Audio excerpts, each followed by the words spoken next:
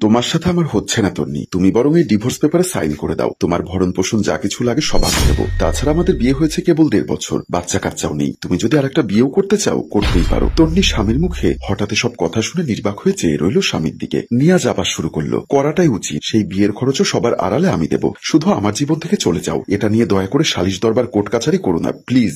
আমার ওসব ঝামেলা ভালো লাগে না, আর ওসব করেও কোনো লাভ হবে না। তন্নি কিছু একটা বলতে চাইলে তাকে থামিয়ে আবার বলল, সারাদিন সময় আছে, ভাবো। আমি অফিস থেকে ফিরে এসে তোমার মতামতটা শুনতে চাই। বলে নিয়াজ টাই ঠিক করতে করতে বের হয়ে গেল। তন্নি হতভম্ব হয়ে গেলেও কিছুই বলতে পারল না। সে অবাক হলো নিয়াজের মুখে সরাসরি এই কথাগুলো শুনে। নিয়াজ ঠিকই বলেছে, তাদের বিয়ে হয়েছে কেবলমাত্র 1.5 বছর। এই 1.5 বছরে এমন কি হয়ে গেল যে তন্নি তার কাছে পুরনো হয়ে গেল? বিয়ের প্রথম বছরখানে অথবা বলা চলে 8-9 মাস ভালোই চলেছিল, কিন্তু তারপর থেকেই নিয়াজের দেরি করে বাড়ি ফেরা, জামা কাপড়ে লেডিস পারফিউমের গন্ধ, মাঝে মাঝে লিপস্টিকের দাগ তাকে আভাস দিয়ে আসছিল আসলে সবকিছু ঠিক নেই। কিন্তু সরাসরি সে কখনোই নিজে থেকে নিয়াজকে জিজ্ঞাসা করেনি। সে আশা করেছিল কোনো কিছু জানতে না চাইলে আজকের এই দিনটা কখনোই আসবে না। কিন্তু কি থেকে কি হয়ে গেল। বিয়ের আগে নিয়াজ যখন সপরিবারে তাকে দেখতে গেছিল, তখন ঘটকের মুখে ওদের বংশ পরিচয় এবং অর্থবিত্ত সবকিছু শুনে আমার ভাই ভীষণ অবাক হয়েছিল। পরিবার বলতে মা আর বোন। বাবা মারা গেছে যখন ক্লাস 5-এ, বড় বোন তখন ইন্টারমিডিয়েটে পড়ে। আর নিয়াজ ভাই মায়ের একমাত্র ছেলে। বড় বোন আছে, সে ক্যানাডায় সেটেল, বাড়ি ধারার মতো জায়গায় 8 তলা বাড়ি। তাছাড়াও ঢাকা শহরে ছড়িয়ে ছিটিয়ে তাদের আরো 3টে বাড়ি আছে, নিজেদেরই গার্মেন্টস ফ্যাক্টরি, আরো বেশ কিছু ব্যবসা আছে। সব শুনে তন্নির ভাই বেশ খুশি হলেন। বিয়েতে ওরা কিছু দাবি করেনি। তার শ্বশুর শাশুড়িও খুব ভালো মানুষ। শ্বশুর বললেন, আমি বেশিরভাগ সময় বিদেশে কাটাই ব্যবসার কাজে, বাড়িতে তেমন একটা থাকা হয় না। আর শাশুড়ি বললেন, আমি অনেকগুলো সামাজিক কাজে জড়িত, বেশ কয়েকটি এতিমখানা আরো কিছু নারী উন্নয়নমূলক কাজে নিজেকে ব্যস্ত রাখি। আমারও সময় নিয়ে তো। আর নেওয়াজ নিজেও তো ভীষণ রকম ব্যস্ত। তাই আমরা মধ্যবিত্ত ফ্যামিলির একটা মেয়ে চাচ্ছি যে আমাদের ঘরটা দেখে শুনে রাখবে। এই যুগে শাশুড়ি ননদের ঝামেলা ছাড়া সংসার পাওয়াটা সত্যি অনেকটা হাতে চাপ পাওয়ার মতো, তাও আবার এত বড় লোক ফ্যামিলি। তাই তন্নির মধ্যবিত্ত ভাই মা বাবা মারা যাওয়ার পর থেকে তাকে মানুষ করেছে। সে বোনের বিয়ে দিতে এক কথায় রাজি হয়ে গেল। কিন্তু তন্নি ভীষণ অবাক হলো। সেটা বুঝতে পেরে তার শাশুড়ি মা তাকে এক পাশে নিয়ে যান। তন্নি যথেষ্ট সুন্দরী হওয়া সত্ত্বেও এই প্রপোজাল পেয়ে সেও হতভম্ব হয়ে গেছিল, কারণ দুই পরিবারের মধ্যে বিস্তর ফারাক। কিন্তু শাশুড়ি মা ওর হাত ধরে বললেন,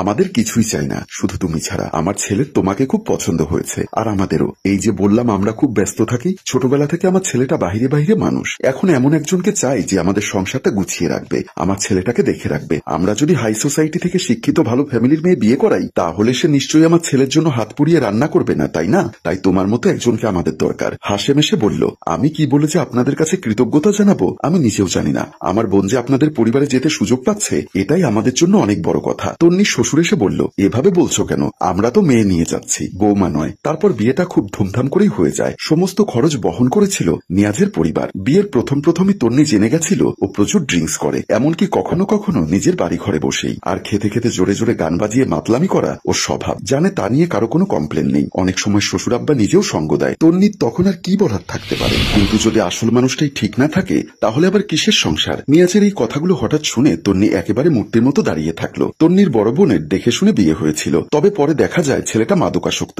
যন্ত্রণা সইতে না পেরে যখন ঘর ছেড়ে চলে আসলো তার বোন, এক কথায় তার নাম হয়ে গেছিল ডিভোর্সি মেয়ে। তন্নি তখন থেকেই এই ডিভোর্স শব্দটাকে প্রচন্ড রকম ভয় পায়। তাই নিয়াজের এতদিনের এসব কর্মকাণ্ড দেখেও চুপচাপ সংসার করে যেতে চেয়েছে। কখনোই আলাদা হওয়ার কথা চিন্তাও করেনি। নিয়াজ ফিরল রাত 10:30। চেঞ্জ করতে করতে বলল, ভাবলে কিছু? কাল সকালে বলি। আস্তে করে মাথা নিচু করে বলেছিল তন্নি। ওকে বলে কাজ ঝাঁকিয়ে নিয়াজ ছাদে উঠে যায় তার প্রত্যাহিত সেই বিষ খাওয়ার জন্য। কিন্তু পরদিন সকালে তন্নিকে আর কিছু বলতে হয় না। 8 তলার উপর থেকে নিয়াজের বডিটা নিচে পড়ে আছে। আর খবরটা সকালে নামাজে যাওয়ার জন্য বের হয়ে এলাকার কিছু ছেলে তার থেতলে যাওয়া মাথা দেখে বাসায় খবর দেয়। খবরটা পেয়ে নিয়াজের মা মাথা ঘুরে পড়ে যান। সবাই তাকে নিয়ে ব্যস্ত হয়ে পড়ে। সাধারণত প্রায় প্রতিদিনই তন্নি ঘুমিয়ে যেত আর নিয়াজ পরে এসে শুয়ে যেত। এটা সবাই জানে। তাই তন্নির এই ঘটনা না জানাটা কারো কাছে বেমানান লাগেনি। এদিকে পুলিশি প্রাথমিক তদন্ত মতে অতিরিক্ত মদ্যপান করে তাল সামলাতে না পেরে নিজের উপর থেকে নিচে পড়ে গেছে সে। অফিসার বললেন, এভাবে অতিরিক্ত মদ খেয়ে বেলকনিতে একজন ঘোরাফেরা করে, এই বিষয়টা আপনাদের আরো আগে থেকে সিরিয়াসলি নেওয়া উচিত ছিল। মেহেদির মা বলল, অনেক বারণ করেছি, তবুও আমার কথা শুনতো না। ঘরের দরজা আটকে মদ খেয়ে মাতলামি করত। বেলকনিতে হাঁটাচলা করতো সেটা জানতে পারি কয়েকদিন আগে পাশের বাসার ভাবির কাছ থেকে। অন্তত বেলকনির গ্রিলটা তো লাগাতে পারতেন। সেটাই তো ভুল করে ফেললাম অফিসার।